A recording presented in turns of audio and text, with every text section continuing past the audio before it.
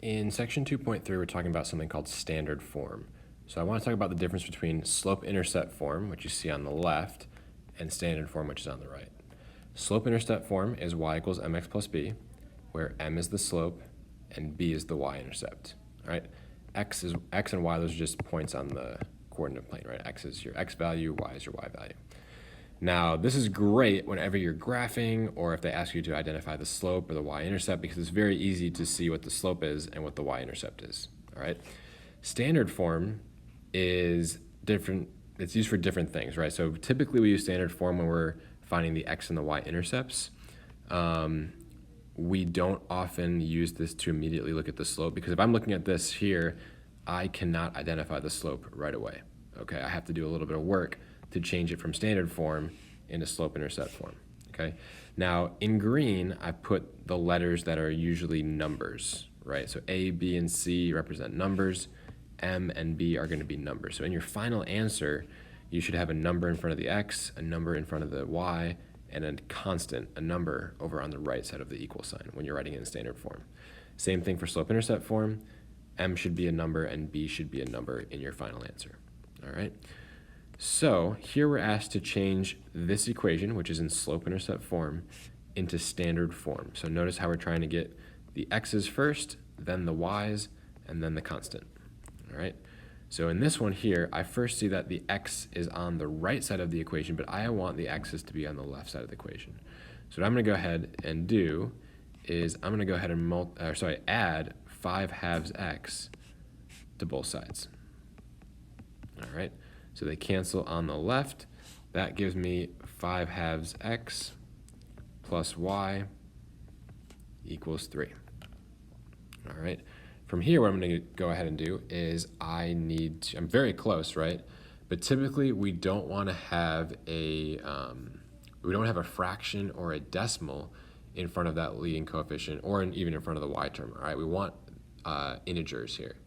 So to do this, we want to make sure that we go ahead and we multiply everything by 2. So I'm going to multiply the first term by 2, second term by 2, and the third term by 2, right? So effectively the left is getting times 2, the right is also times 2, keeping it balanced. 2's are going to cancel here. That leaves me with 5x plus 2y equals 6. So we have now gone from slope-intercept form to standard form, all right? And we want A, B, and C to be integers. Some people don't mind if you leave them as real numbers, like rational numbers as well. But I'm gonna say for our purposes, just with the problems that we do, I would like to make sure that A, B, and C are all integers.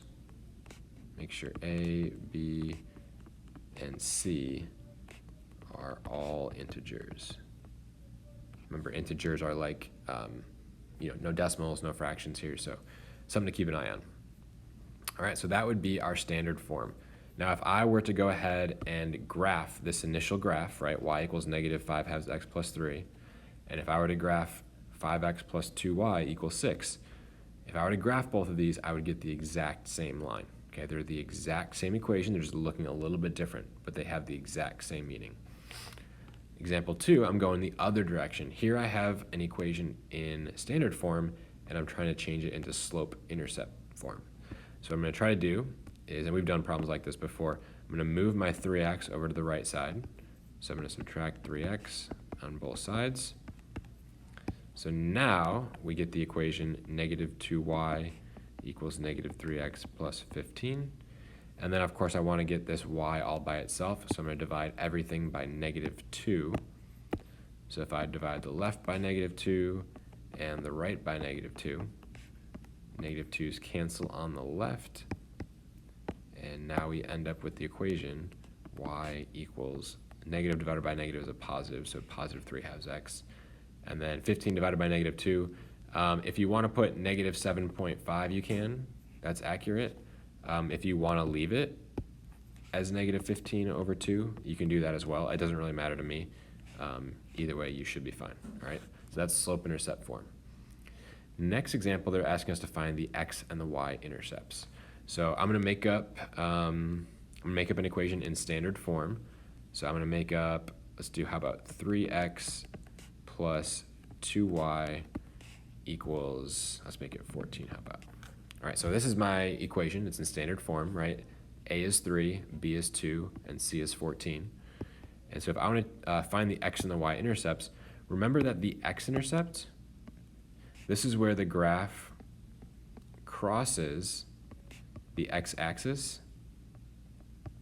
And we know, right, if I think about a coordinate plane, if my graph passes here or here, no matter where it crosses on the x-axis, we know that the y value is always 0, right? Like this could be 2, 0 here, this might be 4, 0, this might be 5, 0, right? No matter where we're at, the y value is always going to be 0, no matter where you are.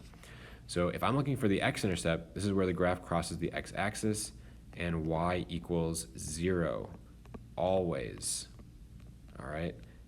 At your x-intercept, y equals 0, always. So if I'm going to start by finding the x-intercept, I'm going to plug in a 0 for y. So I've got 3x plus 2 times 0 equals 14. That means that 3x plus 0 is 14.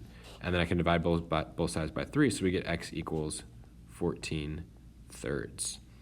All right, and 14 thirds, 3 goes into 14 4 times with a remainder of 2. So that'd be 4 2/3, or 4.6 repeating if you want to do that. All right.